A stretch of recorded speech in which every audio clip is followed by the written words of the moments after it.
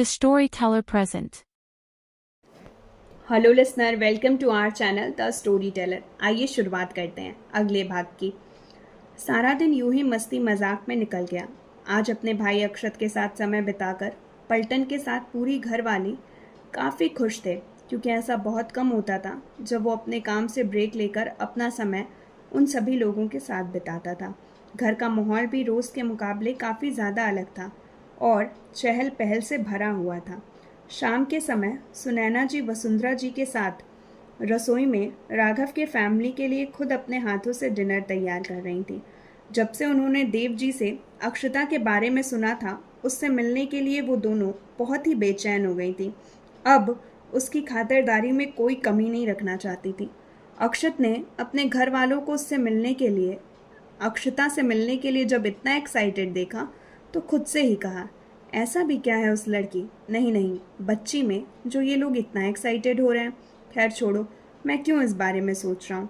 अक्षत ने अक्षता के ख्यालों को अपने दिमाग से झटका और दोबारा अपने काम में व्यस्त हो गया। 7:30 बजे के आसपास राजदीप जी ने देव जी से पूछा, बेटा ज़रा पता तो करो राघव के परिवार वाले कब तक आएंगे। उन्होंने सिर हिलाते हुए मोबाइल पैकेट से बाहर निकाला और उसका नंबर डायल किया। उधर राघव अपने परिवार के साथ मेंशन के लिए रवाना हो चुका था। अभी वो लोग आधे रास्ते में ही थे जब उसका मोबाइल बजने लगा। फ़ोन पर राघव सर का नाम फ्लैश होता देख उसने जल्दी ही मोबाइल को रिसीव किया। इससे पहले कुछ कहता उधर से उनकी आवाज़ सुनाई दी, राघव कहाँ हो, हम सब तुम्हारा इंतज़ार कर रहे हैं। उसने ड्राइव करते हुए कहा, जी हम बस निकल गए हैं, थोड़े समय में पहुंच जाएंगे। देव जी, ठीक है बेटा, जल्दी आना। राघव, ठीक है सर, मैं फ़ोन रखता हूँ, ड्राइव कर रहा हूँ। उन्होंने बिना कुछ कहे मोबाइल डिस्कनेक्ट कर दिया और राघव ने सिर हिलाते हुए खुद से कहा, ऐसा भी क्या है कि सर ने मेरी पूरी फैमिली को ख़ास तौर से मेंशन बुलाया है। हाँ ठीक है, वो मुझे अपना बेटा मानते हैं, पर इस तरह से सपरिवार बुलाने का मतलब कुछ समझ नहीं आ रहा है। कुछ अजीब सा एहसास हो रहा है। वो अपने ही ख्यालों में खोया ड्राइव कर रहा था। इधर देव जी ने जैसे ही मोबाइल रखा, राजदीप जी ने सवालिया नज़रों से उन्हें देखा। उनको इस तरह अपनी तरफ देखता देख उन्होंने कहा, क्या आप मुझे ऐसे क्यों देख रहे हैं। राजदीप जी, राघव कब आ रहा है, बात हुई तुम्हारी। हाँ बस निकल गया है, आधे घंटे में पहुंच जाएगा। ठीक है। आधे घंटे बाद फाइनली राघव मेंशन पहुंच गया। रावी और अक्षता की नज़र जब मेंशन पर पड़ी, दोनों का मुंह खुला का खुला रह गया। उन्होंने हैरानी से एक दूसरे को देखा, फिर सामने मेंशन को देखते हुए खुद से एक साथ कहा, कितना खूबसूरत है। राघव ने उनकी बात पर सिर हिलाते हुए कहा, वाकई बहुत ही ज़्यादा खूबसूरत है। कार पार्क कर तीनों बाहर आए और आगे बढ़ गए। उसने ध्यान से रावी को हाथ पकड़कर अपने साथ आने का इशारा किया था। अक्षता भी उनके पीछे पीछे आ रही थी। अक्षता ने मरून कलर का फ्रॉक सूट पहना था जिसमें वो बड़ी प्यारी लग रही थी। रावी ने लैवेंडर कलर की साड़ी और राहुल ने black shirt with point jeans carry की हुई थी। तीनों बहुत ही अच्छे और वेल मेंटेन नज़र आ रहे थे। मेंशन को देखते हुए अक्षता ने धीरे से कहा, मुझे आना बड़ा अजीब लग रहा है। रावी, सही कहा, पहले मैं यहाँ आने के बारे में ज़्यादा नहीं सोच रही थी, पर अब एहसास हो रहा है जब इनका घर इतना लग्जीरियस है तो वो लोग कितने एलिगेंट होंगे, ना जाने क्या सोचते होंगे, हम उनके सामने कैसे बिहेव करेंगे, मुझे कुछ समझ नहीं आ रहा है। उन दोनों को इस तरह परेशान होता देख राघव ने कहा, तुम लोग ज़्यादा सोच रही हो, ऐसा कुछ भी नहीं है। हालांकि मैं पूरी फैमिली के बारे में तो नहीं, पर बॉस और सर को बहुत अच्छे से जानता हूँ, इसीलिए इस बारे में मत सोचो। फिर उन्होंने खुद हमें इनवाइट किया है तो कुछ सोच समझ कर ही किया होगा, इसीलिए अब चुप रहो और आराम से मेरे साथ अंदर आओ। दोनों ने कुछ भी नहीं कहा और गहरी सांस लेकर खुद को संभाला। राघव के साथ अंदर आते हुए उन्होंने एक आखिरी बार एक दूसरे की तरफ देखा था। राघव ने उन दोनों पर नज़र डाली, फिर उन्हें आंखों ही आंखों में चुप रहने का इशारा करते हुए दरवाजे की घंटी बजाई। घंटी की आवाज़ सुनकर पूरे मेंशन में हड़कंप मच गया। सुनैना जी ने चंदा से कहा, जाकर दरवाज़ा खोलो, लगता है आ गए सभी। चंदा ने सिर हिलाते हुए अपने कदम दरवाजे की तरफ बढ़ाए। पीछे मुड़कर उसने एक बार सबकी तरफ देखा। सभी का ध्यान दरवाजे की तरफ था। उसने दरवाज़ा खोल दिया। उम्मीद के मुताबिक वो अपने फैमिली के साथ उनके सामने खड़ा था। तीनों की तरफ देखते हुए चंदा ने पूछा, आप राघव और आपकी फैमिली? उसने 2 कदम आगे आते हुए कहा, जी मैं राघव राजवंश, ये मेरा परिवार, हमें मिस्टर देव अग्निहोत्री ने इनवाइट किया। राघव के कन्फर्मेशन के बाद दरवाजे से हट गई और लगभग जोर से चिल्लाई, बड़े साहब आपके खास मेहमान आ गए।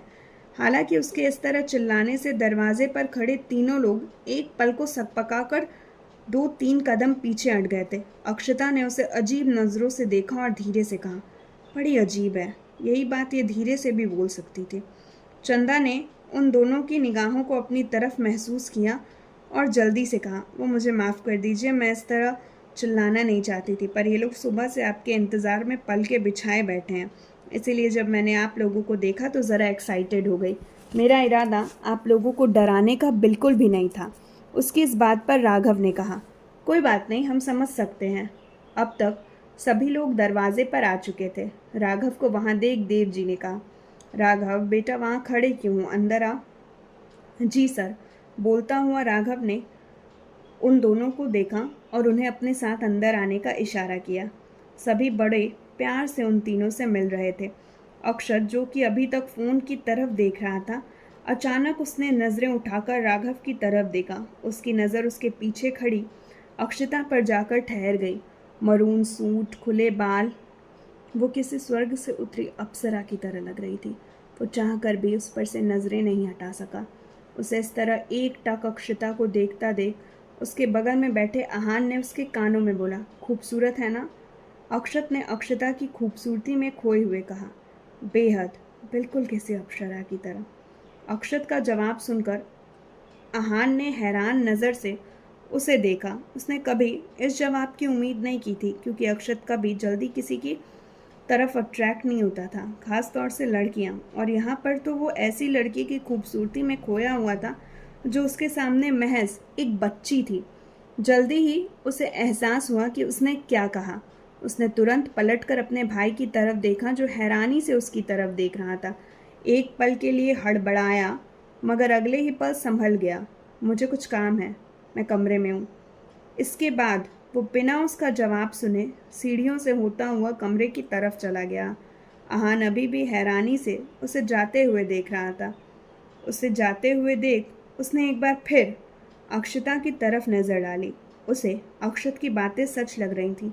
वो वाकई बहुत ही ज़्यादा खूबसूरत थी। उसने उसे देखकर खुद से कहा, भाई का इनको इस तरह से देखना गलत नहीं है। आखिर वाकई ये खूबसूरती बहुत ही रेयर है। अगर सच में इन दोनों के बीच एक एज डिफरेंस नहीं होता तो मैं खुद भी इन्हें अपनी भाभी मान लेता।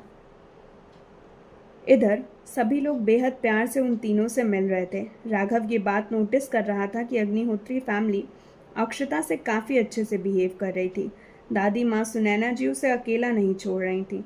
जब से वो यहाँ आए वो दोनों लगातार उससे बातें करते हुए उसे अपने आसपास उलझाए हुए थे। दिव्या और राधिका भी उसे घेर कर बैठी थी। इन शॉर्ट, पूरी अग्निहोत्री फैमिली उसके आगे पीछे लगी हुई थी। काफ़ी देर तक सभी बैठे अक्षता और राघव की फैमिली से बातें करते रहे। फिर घड़ी में वक्त देखते हुए वसुंधरा जी ने सुनैना जी से कहा, खाने का समय हो गया है, जल्दी से खाना लगाइए, वरना कहीं आपका हमारे बच्चों का बातों से ही पेट भरने का तो इरादा नहीं। उन्होंने अपनी जगह से खड़े होते हुए कहा, नहीं, मैं बस जा रही हूँ। उन्होंने दिव्या और राधिका से कहा, चलो मेरी मदद करो। दोनों उनके पीछे चली गईं। इसके बाद तीनों रसोई में आईं और उन्होंने दोनों के साथ मिलकर खाने को डाइनिंग टेबल पर लगाया। उसके बाद सुनैना जी ने चंदा से अक्षत को बुलाने के लिए कहा। वो सीढ़ियों की तरफ गई। जाते जाते उसने सभी को डाइनिंग एरिया में इकट्ठा होने को कहा। जल्दी से अक्षत के कमरे के पास पहुंचकर उसने उसे आवाज़ लगाई और थोड़ी देर में अक्षत भी उन लोगों के साथ डिनर टेबल पर मौजूद था। सभी लोगों ने मिलकर खाना खाया। इस बीच उन्होंने काफ़ी सारी बातें भी की। अक्षत ज़्यादा बातें नहीं कर रहा था, सिर्फ हाँ या ना में उनके सवालों का जवाब दे रहा था। अक्षता को की नज़र उसके ऊपर ही थी। उसने बहुत ही अच्छे से इस चीज़ को नोटिस भी किया था कि जब से वो यहाँ आया था उसने किसी से बात नहीं की थी। यहाँ तक कि जब वो लोग आए तब भी उसने सिर्फ कैजुअल हाय हेलो ही कहा था। उसके बाद वो अपने कमरे में चला गया। उसे उसकी हरकत बिल्कुल पसंद नहीं आई थी।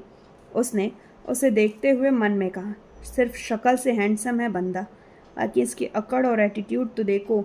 एक बार बात करने की जहमत नहीं उठाई। सच कहते हैं लोग, अमीर लोग बड़े ही अजीब होते हैं, और इनका सबसे बड़ा एग्जाम्पल सामने बैठा ये शख्स है, अक्खड़ चंद कहीं का। अपने मन भर अक्षत के ऊपर भड़ास निकालने के बाद अक्षता ने उसे आखिरी बार देखकर मुंह बनाया और खाना खाने लगी। हालांकि वो इस बात से पूरी तरह अनजान रही कि इस बीच अक्षत की नज़रें भी उसके ऊपर थीं। हालांकि वो प्लेट की तरफ देख रहा था, मगर उसकी तिरछे निगाहों ने पूरी तरह से उसे स्कैन किया था। जिस तरह वो उसे देख रही थी, जिस तरह वो मुंह बना रही थी, कुछ हद तक उसको अंदाज़ा लग गया था कि ज़रूर उसी के बारे में कुछ सोच रही थी। बातों के सिलसिलों के बीच खाना खत्म हुआ और सभी लोग डाइनिंग एरिया में आ गए। डाइनिंग एरिया से निकलकर लिविंग एरिया में आ गए। कुछ देर ऐसे ही बातें करने के बाद राघव ने सभी परिवार वालों से इजाज़त ली और अपने परिवार के साथ मेंशन से बाहर चला गया। कहानी का आज का भाग यहीं समाप्त होता है। बीच में थोड़ी थोड़ी मिस्टेक हुई है, उम्मीद है आप सब उसे नज़रअंदाज करेंगे। अगले भाग में ऐसा नहीं होगा।